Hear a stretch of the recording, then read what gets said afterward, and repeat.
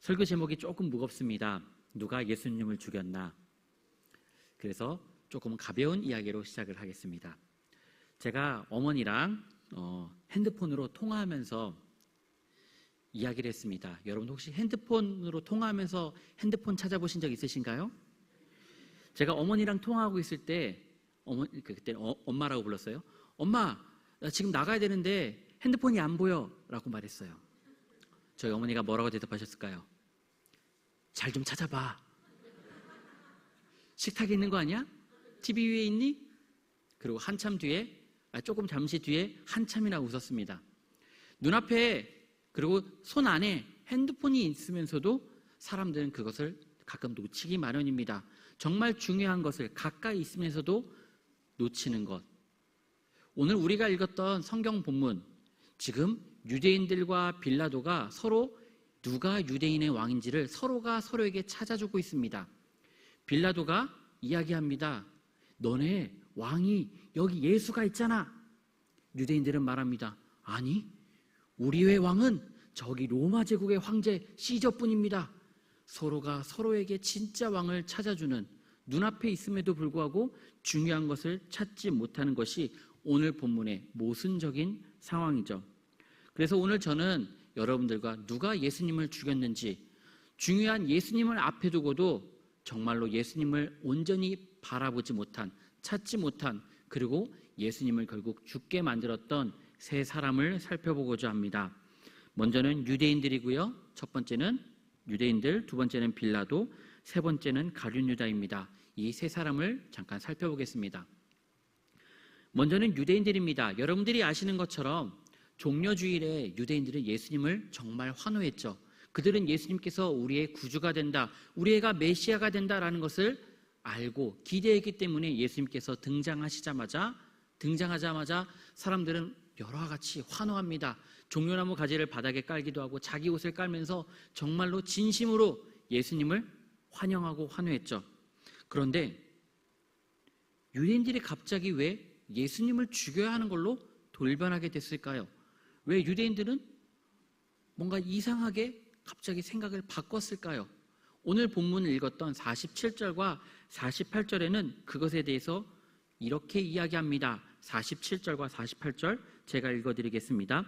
이에 대제사장들과 바리새인들이 공회를 모으고 이르되 이 사람이 많은 표적을 행하니 우리가 어떻게 하겠느냐? 만일 그를 이대로 두면 모든 사람이 그를 믿을 것이요 그리고 로마인들이 와서 우리 땅과 민족을 빼앗아 가리라 하니, 무슨 이야기가 있었는지 좀 살펴봐야 되는데요. 대제사장과 바리새인들은 사람들이 예수님을 믿는 것을 정말 두려워했습니다. 왜 두려워했을까요? 여러분들이 갖고 계신 성경책 11장 그 앞쪽을 보면은 요한복음과 마태, 마가, 누가, 이 마태, 마가, 누가를 지칭하는 공관복음이라고 있습니다. 공관복음이 예수님의 죽음에 대해서 이야기하는 것과 요한복음이 예수님의 죽음을 이야기하는 것은 조금 다른데요. 요한복음은 예수님이 죽는 이유에 대하여 나사로 때문이라고 이야기합니다. 여러분들이 갖고 계신 성경책 11장 이 주변을 쭉 읽어보시면 부활에 대한 이야기를 그렇게 강조하면서 나사로를 이야기하세요. 왜요? 나사로가 죽었던 나사로를 살린 분이 예수님이다. 그 예수님이 메시아다라는 이야기가 수많은 사람들에게 전파되었기 때문입니다. 베다니 지역, 예수님이 나사로와 함께 있었던 그 지역은 예루살렘과 불과 걸어서 15분, 20분밖에 되지 않는 지역입니다. 차로는 5분, 10분. 지금으로는 지금 예루살렘으로 가게 되면 여러 가지 관문들이 있어서 시간이 조금 걸리긴 하지만 충분히 짧은 거리죠. 하루, 아니 반나절도 안 되는 거리에 왔다 갔다 할 수 있는 그 거리입니다. 그럼 그 당시에 사람들이 나사로에 대한 이야기를 들었을까요? 아니면 전혀 못 들었을까요? 모두가 들었겠죠. 야, 저 동네 가면 저 언덕 너머에 나사로가 죽었다 살았대. 뻥치지 마. 그 말이 되냐? 내가 봤다니까? 저기 옆집 저 사람도 봤대라는 이야기가 퍼져나가기 시작하는 거죠. 사람들은 그것을 듣고 들을 때마다 이제 예수님 분이 지금까지 알았던 사람들과는 다르구나. 부활의 소망에 대하여, 부활이라는 것이 그 메시아가 어떤 것인지에 대한 그 기대감이 점차 커지기 시작하는 거였습니다. 그런 와중에 예수님께서 이제 6월절을 맞이하여 예루살렘에 입장하실 때 사람들이 격렬하게 정말 난리가 날 정도로 환호하기 시작하죠. 그 환호를 보자 유대인들, 정확하게는 유대인들 중에 대제사장들과 종교 지도자들이 불안해하기 시작합니다. 왜 불안할까요? 메시아라는 주제는 당시 사람들이 갖고 있던 메시아, 히브리어로 메시아고 헬라어로는 그리스도라고 하는 그것에 사람들이 갖고 있던 개념은 이스라엘 민족을 로마로부터 해방시키는 것이었습니다. 정치적인 메시아를 조금 더 먼저 생각했죠.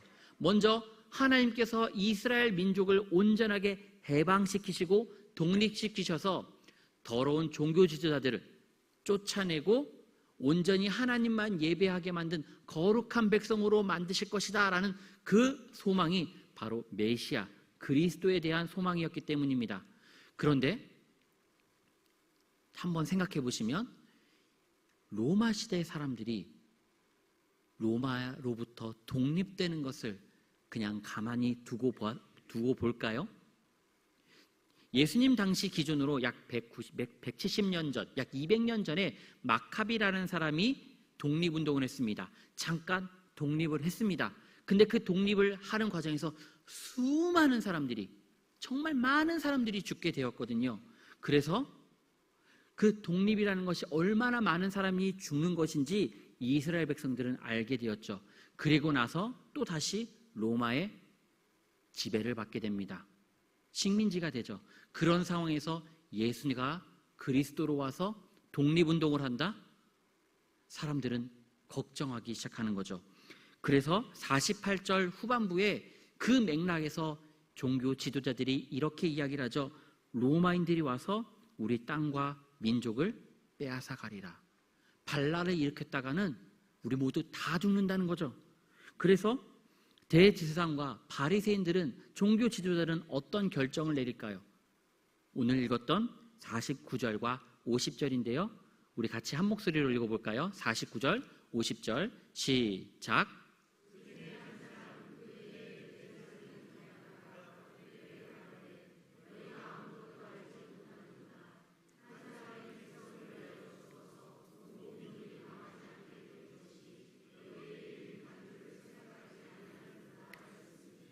그들의 걱정은 사실 타당했습니다. 우리 공동체가 위험하다. 더 이상 신앙생활 할 수 없을지도 모른다. 그러니 기존의 방식과 시스템을 무너뜨리려고 하는 예수라는 사람을 너무 위험한 사람이다 라고 사람들이 생각했던 거죠. 그래서 그들이 내린 결론은 전체가 죽을 수 없으니 한 사람만 희생시키자라는 거였죠. 여기서 우리가 조금 더 생각해 봐야 될 것은 예수님의 말씀과 행동에 대하여 이 사람들은 평가하지 않는다는 겁니다.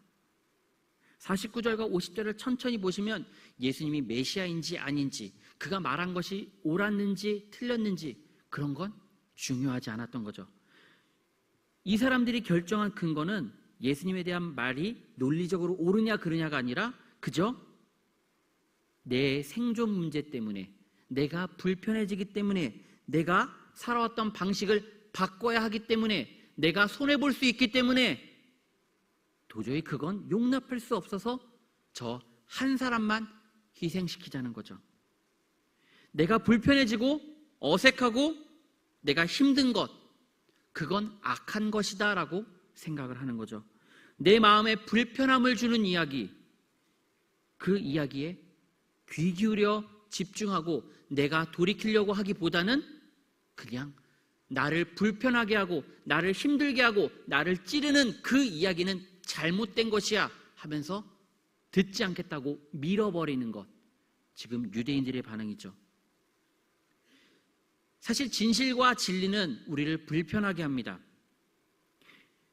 이 사람들 입장에서 예수님의 그 이야기가, 진실과 진리가 너무나 불편하고 나를 바꿔야 하고 그것이 나를 어디로 인도할지 모르기 때문에 그걸 받아들이고 진지하게 어떻게 할까 고민하기보다는 그저 밀어내고 쫓아내는 것을 가장 손쉬운 길을 선택한 거죠. 어쩌면 우리도 이러한 방식을 살아갈 수도 있습니다. 누군가 나에게 진실을 이야기할 때, 누군가 나에게 아픈 이야기를 할 때, 내가 불편하고 속상한 이야기를 할 때 우리의 첫 번째 반응은 뭘까요? 헛소리 하지 마. 그건 아니야. 그건 말도 안 돼. 그런 일은 있어서도 안 돼 하면서 우리는 부인하고 부정하며 틀렸다고 그 이야기를 하는 사람조차 미워하기 마련입니다. 제가 그렇거든요. 속상하면, 진실을 말하면 제 진실을 마주할 때마다 너무나 속상해서 아니라고 부인하고 싶고 그 말하는 사람이 너무나 밉게 보이거든요. 유대인들은 왜 예수님을 죽였을까요?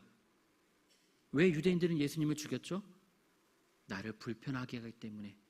그 말이 옳고 그름과 상관없이 나를 불편하게 하고 나를 속상하게 한다는 그 이유 하나만으로 유대인들은 내가 조금 더 불편해지는 것이 싫어서, 내 이익이 뺏기는 것이, 내가 지금까지 익숙하게 잘 살아왔는데 그 익숙함을 깨트려버리는 그것이 싫어서 예수님을 죽여버린 거죠. 여러분들은 어떻게 살아가고 계십니까? 신앙생활 하면서 혹시 불편한 거 있으신가요? 항상 만족스럽고 항상 기쁘고 즐겁고 예배 드릴 때마다 아무 문제 없고 불편함이 없으시다면 한편으론 고민하셔야 됩니다. 십자가의 길은 고난의 길이고요. 뭔가 불편하고 부담스럽고 속상한 것이 한편으로 맞거든요. 근데 아무 문제가 없다면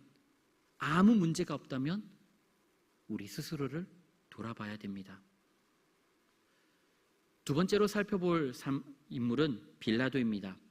빌라도. 전 세계 교회가 사도신경으로 예배를 시작할 때 빌라도에 대해서 이렇게 이야기를 하죠. 본디오 빌라도에게 고난을 받으사 십자가에 못 박혀 죽으시고. 빌라도 입장에선 조금 억울할 수도 있습니다. 진짜로 빌라도가 예수님을 죽였나요? 요한복음 19장 4절에서 7절을 보면 빌라도는 예수님 편을 들기도 했습니다. 잠깐 요한복음 19장 4절에서 7절을 한번 읽어볼 건데요. 4절부터 7절까지 끝까지 읽어보겠습니다. 시작.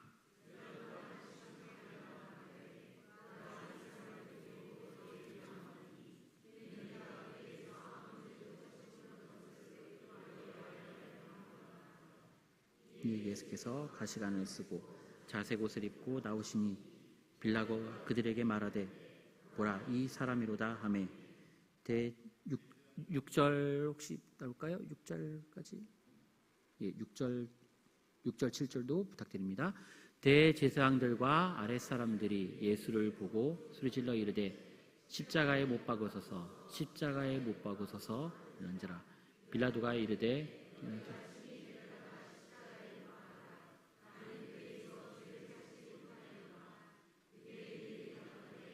이게 법이 있으니 그 법대로 하면 그가 당연히 죽을 것은 그가 자기를 하나님의 아들이라 함이니이다. 아멘. 성경을 천천히 읽어보면 빌라도는 예수님을 변호하고 있습니다. 예수님은 무죄라고, 예수님은 죄가 없다고 빌라도는 분명히 이야기를 합니다. 그런데 우리는 왜 빌라도가 죄가 있다고, 아니 빌라도가 예수님을 죽였다고 생각할까요? 성경 다른 부분을 보면은 빌라도가 다른 사람들 앞에서 손을 씻습니다. 나는 이 피에 대하여, 이 죽음에 대하여 책임이 없다라는 책임 회피성의 그 퍼포먼스, 행동을 하는 거죠. 그 행동을 했기 때문에 정말로 빌라도의 죄가 사라지는 걸까요? 사실 빌라도는 처음부터 예수님이 무죄라는 것을 알았습니다. 적어도 사형에 해당되는 죄는 아니라는 것을 알고 있었던 거죠. 그런데 그 무죄를 알면서도 유죄라고 판결했죠. 왜 그랬을까요? 빌라도는 왜 예수님이 무죄라는 것을 알면서도 왜 예수님을 죽이는 그 사형을 언도했을까요? 그 뒷부분 8절, 12절에 이렇게 나오는데요. 8절 제가 읽어드리겠습니다. 빌라도가 이 말을 듣고 더욱 두려워하여, 대체 뭘 두려워했을까요? 12절을 보면은 자세히 나옵니다. 12절 혹시 여러분들 같이 읽어주시겠습니까? 시작.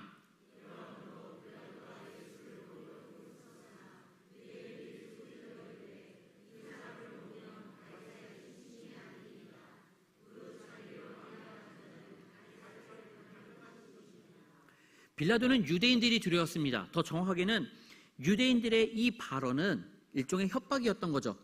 빌라도는 유대 총독이기 때문에 그가 해야 되는 가장 중요한 임무는 반란을 진압하는 것, 아니 정확하게는 안정적으로 그 식민지를 유지하는 게 그의 가장 중요한 임무였던 거죠. 그런데 지금 유대인들이 오히려 역으로 이야기하는 거죠.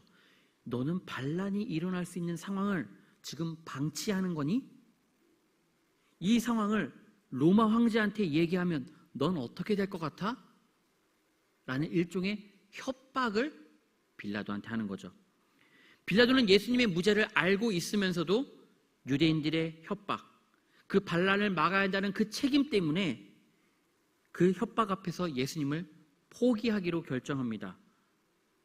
빌라도가 예수님을 직접 죽이라고 한 것이 아니라 빌라도의 가장 큰 문제는 정의와 공의, 법의 엄정함, 양심의 이야기, 그 모든 것을 먹고 사는 문제 앞에서 포기했다는 겁니다.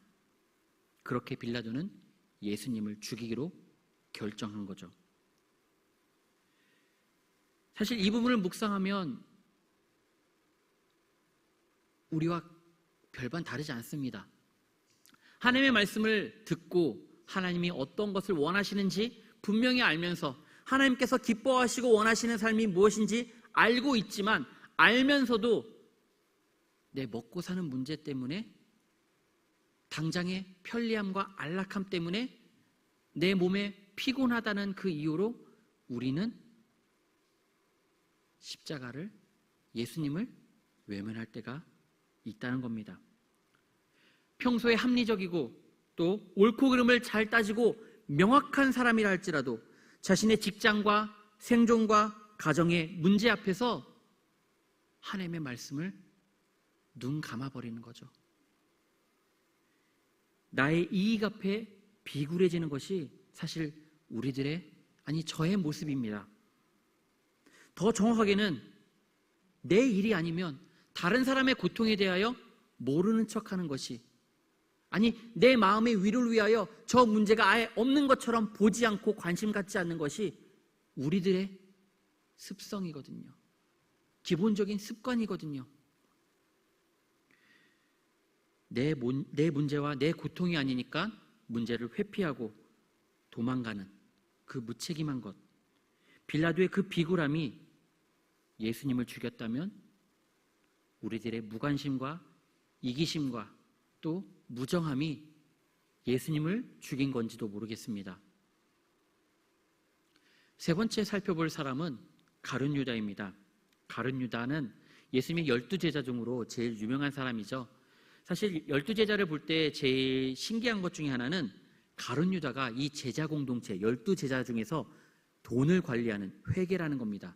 그런데 그럼 가룟 유다가 돈을 잘 관리하는 제일 전문적인 사람이냐?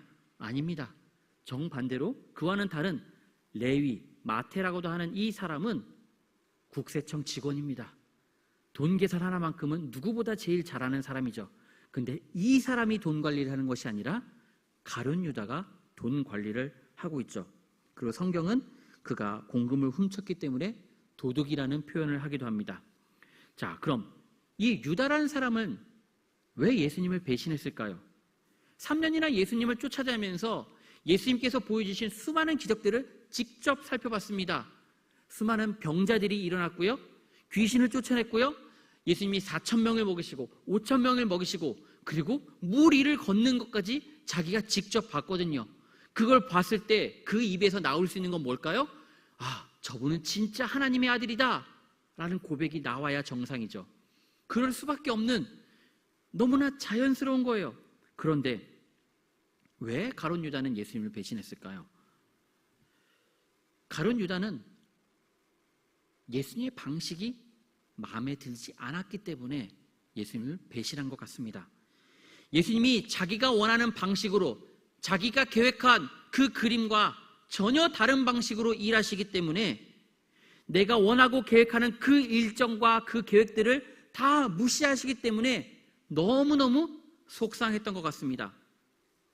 그의 이름에 왜 이렇게 배신했는지가 나와 있는데요, 가룟 유다라고 우리가 한글 성경에 나와 있는데 우리 한글 성경이 아닌 다른 성경 번역본들을 보면은 이 사람의 이름은 이스카리옷 유다입니다. 이스카리옷. 이 한글로 번역하는 과정에서 우리 한글 성경은 한자어로 했다가 한자어에서 다시 한글로 들어오는 과정에서 이 이스라는 이 발음이 탈락했어요. 근데 이스카리옷, 이 정확한 뜻이고요. 이 이스카리옷, 이게 무슨 뜻이냐? 이 단어가 어디서 나오냐? 헬라어 시카리라는 단어에서 옵니다. 어렵잖아요. 저 쉽게 생각하시면 돼요. 시카리라는 게 뭐냐면 짧은 칼, 단도라는 단어예요. 짧은 칼, 무슨 얘기냐면 이 시카리를 들고 다니는 사람이 이스카리옷이에요. 자, 헬라어는 있고 이렇게 설명할게요. 단도를 들고 다니는 사람들, 단도파라고 이해하시면 편합니다. 왜 이러냐면, 왜 단도파, 이스카리옷이 단도파냐면 예수님 당시에 로마 제국을 앞잡이들이 있었어요. 그 앞잡이들을 죽이기로 결정한 사람들이 단도파입니다. 마치 100년 전 우리나라에 을사오적이 있었고 그 을사오적을 죽이기로 결성된 오적 암살단이라는 곳이 있습니다. 들어본 적 있으신가요? 그만큼 로마의 앞잡이 하는 사람들이 너무 미우니까 자기 칼로 그 사람들을 죽이겠다는 거예요.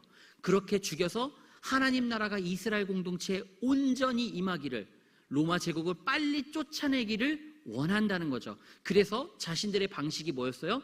짧은 칼을 품 안에 품고 다니다가 저기 로마 앞잡이네 하고 칼을 꺼내서 암살하겠다는 거예요. 그래서 이스카리옷은 이 암살단의 이름인 거죠. 이 가룟 유다의 출신은 이 암살단이었어요.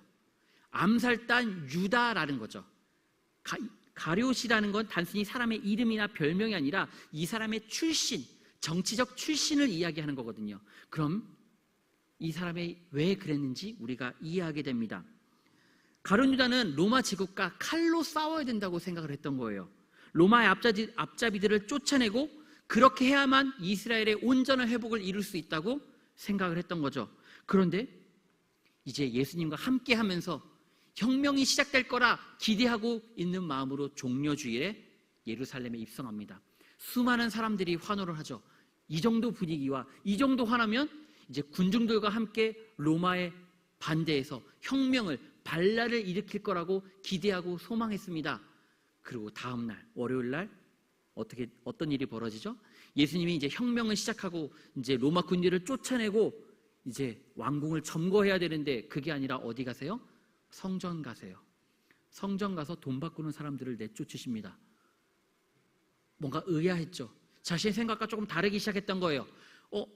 그래도 성전과 이제 종교 지도자들, 악한 종교 지도자들을 쫓아내니까는 하루 더 참았어요. 화요일 날 어떤 일이 벌어졌을까요? 예수님이 또 성전에 가셔서 성전이 파괴될 거야. 종말을 예언하시는 거죠. 지금까지 자기가 살아왔던 그 성전 중심의 이스라엘에 대한 그 개념을 예수님이 부인하기 시작하는 거였어요. 이건 이럴 수 없다, 있을 수 없다라고 가룟 유다는 속상하기 시작했고 불편하기 시작했죠. 그래서 그날 이제 수요일이 되어서 이제 유다는 예수님을 배신합니다. 유다에게 소중했던 거는 예수님이 아니라 하나님 나라가 아니라 내가 원하는 계획, 내가 원하는 일정, 내가 원하는 삶의 방식이었던 거예요. 나의 생각과 나의 이념과 맞지 않으면 쉽게 죽였던 그 사람의 출신처럼 예수님마저도 내가 원하는 방식으로 예수님께서 일하지 않으시면, 내가 원하는 방식과 내가 원하는 계획으로 살지 않으면 예수님마저도 배신하는 것이 이 가룟 유다의 습관이거든요. 이 사람이 예수님을 팔았던 돈은 은 30세겔입니다. 은 30세겔. 사실 큰 돈이 아니에요. 지금의 돈으로 환산하면은 한 달 월급에 가깝습니다. 3년 동안 예수님을 쫓아다니면서 배신했던 돈이 고작 한 달 월급입니다. 3년 동안 그 인간관계와 모든 것이 있음에도 불구하고 고작 한 달 월급? 그걸 통해서 우리가 알 수 있는 건 이 사람이 돈 때문에 예수님을 팔지 않았다는 거죠. 그리고 나중에 사도행전을 보면 자신이 후회해서 그 돈을 다시 갖다 던집니다. 이 사람이 예수님을 배신한 이유가 뭐예요? 돈이 아니에요. 내가 원하는 계획이 있고 내가 원하는 그림들이 있는데 그것대로 되지 않을 때 예수님마저 팔아버렸다는 거죠. 그 이야기는 사실 오늘 우리와 다르지 않습니다. 내가 신앙생활하고 내가 예배드리고 내가 원하는 방식으로 예배드리고 신앙생활하며 내가 삶을 살아가고 가족과 함께 내 노후를 생각하고 그렇게 살아가고자 내가 계획을 다 짜놨는데 예수님께서, 하나님께서 내 삶의 방식을 틀어버리실 때, 내 인생의 계획을 바꿔버리실 때, 내가 원치 않는 것으로 나를 인도하실 때 여러분들은 화 안 나시나요? 하나님, 저 이걸 위해서 준비해 왔다고요. 이걸 위해서 몇십 년이나 준비해 왔고 계산하고 기도하고 해왔는데 이제서 이걸 바꾸신다고요? 화 안 나세요? 그때 여러분들은 어떻게 반응하실 겁니까? 가룟 여자처럼 나 예수 안 믿어. 이건 아닌 것 같아. 내가 지금까지 열심히 신앙생활을 했지만 교회 열심히 나왔지만 이건 아닌 것 같아 라고 예수님을 버리실 겁니까? 아니면 지금 내가 이 말씀이, 이 상황이 어떤 뜻인지 모르겠지만 그래도 조금 기다려 보겠습니다. 내가 지금 이해할 수 없다 할지라도 왜 이런 시련이, 이런 문제가 다가오는지 모르겠지만 지금 잠깐 기다려 보겠습니다 라는 태도로 버티실 건가요? 내가 계획하고 원하는 인생의 계획과 다른 일들이 펼쳐질 때, 내가 꿈꾸던 가정의 모습과 다른 가정으로, 우리 가정이 다른 방향으로 가게 될 때, 내가 원하는 방식의 노후 생활과 내가 원하고 꿈꾸던 신앙생활과 다른 일들이 펼쳐질 때 여러분들은 어떻게 하실 겁니까? 오늘 말씀을 마무리하겠습니다. 예수님이 죽으신 지 2000년이 되었습니다. 그리고 수많은 사람들은 이야기를 하죠. 내가 그 자리에 있었다면, 예수님께서 기적을 베푸시는 걸 내가 봤다면 나는 예수님을 배신하지 않았을 거야. 나는 끝까지 예수님을 따르는 사람이 되었을 거야. 그런데 우리의 삶을 한번 돌아볼까요? 직장생활 하면서 생계를 위하여, 내 가족을 위하여 비굴하게 타협하진 않았을까요?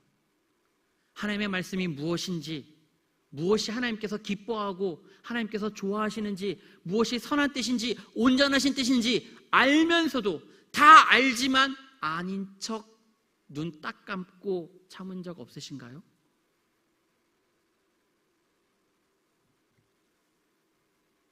예수님께서 나에게 종훈아 이렇게 살아야 돼, 이건 안 돼, 이걸 바꿔야 돼, 내 삶의 변화를 그렇게 말씀하시지만 아닌 척, 못 들은 척 외면한 적 없으신가요?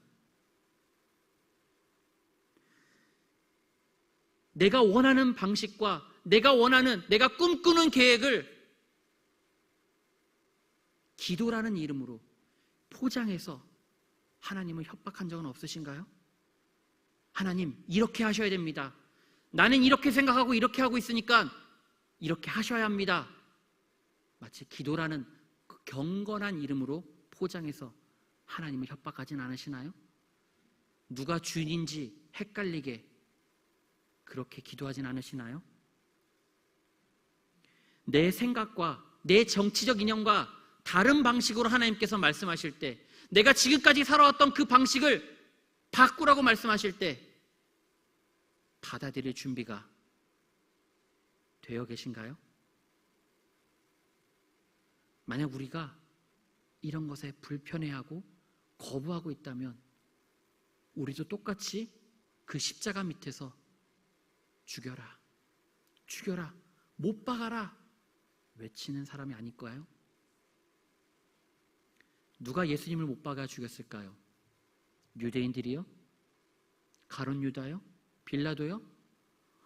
어쩌면 우리 모두가 똑같은 방식으로 예수님을 거부하고 부인하고 있는지 모르겠습니다. 우리 모두가 죄인이고 그 우리의 죄가 예수님을 죽이는 건지도 모르겠습니다.